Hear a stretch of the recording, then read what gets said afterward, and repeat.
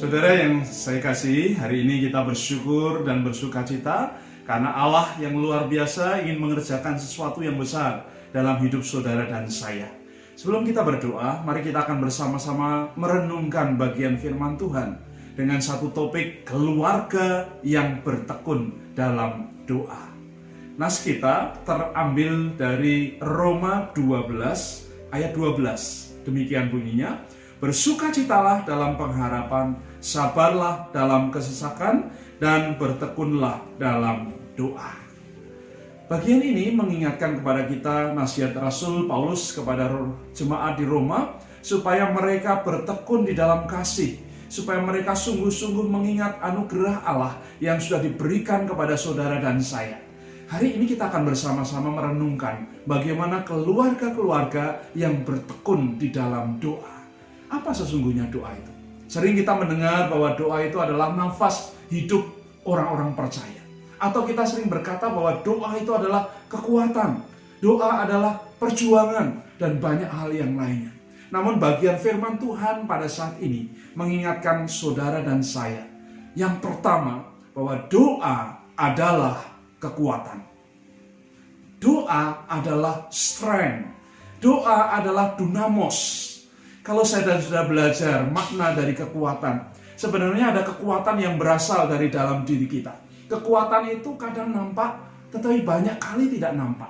Dalam kondisi-kondisi terdesak, dalam kondisi-kondisi yang kita sedang terpepet, terjepit, maka kekuatan itu akan muncul. Ini yang disebut dengan dunamos. Kekuatan yang dari dalam yang membuat kita bisa bergerak. Kemudian ada kekuatan yang berasal dari luar. Dia bisa datang dari orang lain, dia bisa datang dari lingkungan alam, dan hal-hal yang lain. Kekuatan ini sebenarnya melengkapi kekuatan kita. Dan kekuatan ini bergerak seiring dengan apa yang kita miliki dan punyai. Ada kekuatan-kekuatan yang lain, namanya kekuatan roh jahat, kekuatan iblis. Kekuatan ini terus-menerus menggocok, terus-menerus datang dan ingin menghancurkan orang-orang percaya. Namun kekuatan roh itu tidak sehebat kekuatan diri saudara dan saya. Ada satu kekuatan yang lebih besar, namanya kekuatan Allah. Inilah yang disebut Allah yang perkasa, Allah yang maha kuasa. Di sanalah dikatakan ini yang menjadi kekuatan orang-orang percaya. Makanya dalam doa menjadi perenungan buat kita. Saat kita berdoa bersama-sama, mintalah kekuatan yang daripada Tuhan itu. Supaya kekuatan yang dari Tuhan itu turun dan menolong kita sekalian. Kita kuat secara jasmani, kuat secara rohani, kuat secara sosial, dan kuat secara spirit.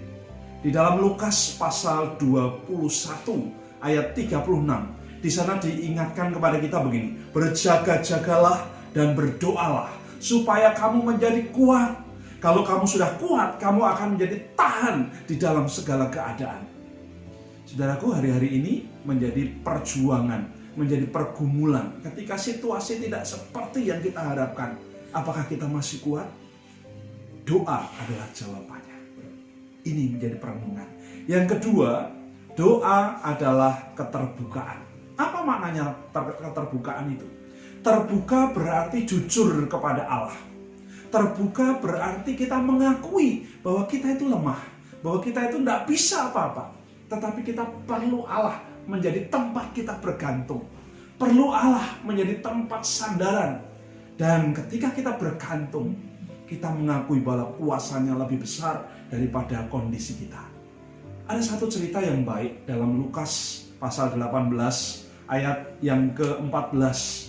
Ada 9-14, khususnya di ayat 13. Ada dua orang yang datang ke bait Allah untuk berdoa. Yang satu orang Farisi, yang satu pemungut cukai.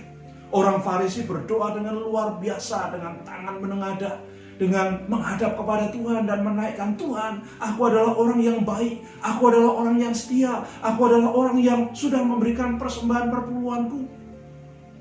Sementara si pemungut cukai, untuk dia bisa menengadahkan wajahnya, dia tidak punya keberanian. Dia datang dan berdoa, Tuhan, aku ini orang yang lemah dan tidak bisa apa-apa. Aku hanya berserah dan berpegang pada Tuhan, supaya di sana Tuhan nyata. Dua orang ini adalah pribadi-pribadi yang sebenarnya ada pada saat-saat ini. Satu seorang pemungut cukai yang merasa sombong dengan doa-doanya, yang satu merasa tidak bisa apa-apa. Dan perjuangannya sama, sebenarnya berjuang melawan egoisme. Hari-hari ini perjuangan saudara dan saya sama. Apakah kita bisa memenangkan zona egois kita, zona penguasaan diri kita? Allah berkata, doa adalah keterbukaan. Mari kita belajar terbuka bersama dengan Tuhan Allah. Yang ketiga, doa adalah perjuangan. Berjuang artinya kita melawan, kita bergerak dengan sungguh-sungguh, kita melakukan sesuatu usaha yang keras. Perjuangan-perjuangan itu akan terus-menerus hadir di hari-hari ini, hadir di waktu-waktu ini. Perjuangan yang paling besar bukan melawan orang, bukan melawan sesuatu yang nampak, tapi perjuangan yang paling besar adalah melawan diri sendiri. Tabiat-tabiat lama kita, karakter yang buruk, dan sesuatu yang membuat kita jauh dari Allah, itu harus kita lawan, kita harus menangkan zona itu. Kemudian perjuangan yang lain adalah perjuangan melawan godaan-godaan, pengaruh dari sekitar kita, lingkungan yang ada. Dan itu membuat saudara akhirnya menjadi seperti mereka. Karakter kita hilang, dan yang nampak adalah kebiasaan-kebiasaan. Kemudian yang ketiga adalah perjuangan melawan iblis, melawan kuasa-kuasa kegelapan. Iblis itu berjalan setiap saat seperti singa yang siap menerkam, yang siap membawa kita dalam kondisi kita tidak bisa bergerak. Hari-hari ini Tuhan berkata, lawanlah iblis, karena kamu sudah mempunyai senjata rohani. Ketika sudah melawan, iblis akan lari. Tapi saat kita biasa-biasa saja, kita sedang mengundang kuasa itu datang kepada kita. Perjuanganmu perlu bantuan Tuhan. Perjuanganmu perlu dukungan Roh Kudus. Karena itu, berjuanglah bersama dengan Tuhan. Berjuanglah bersama dengan Roh Kudus. Percayalah bahwa keselamatan ada di dalam nama Tuhan Yesus Kristus. Dia yang akan datang dan menolong saudara. Dia akan menuntun kita, memberikan tuntunan-tuntunan, arahan, supaya kita memenangkan perjalanan kita sampai di garis finish nanti.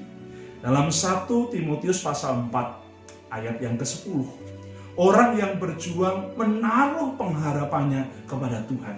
Bukan hanya buat menang, tapi bisa menyelesaikan tracknya, bisa menyelesaikan gelanggang pertandingannya dengan tetap bisa bermain baik.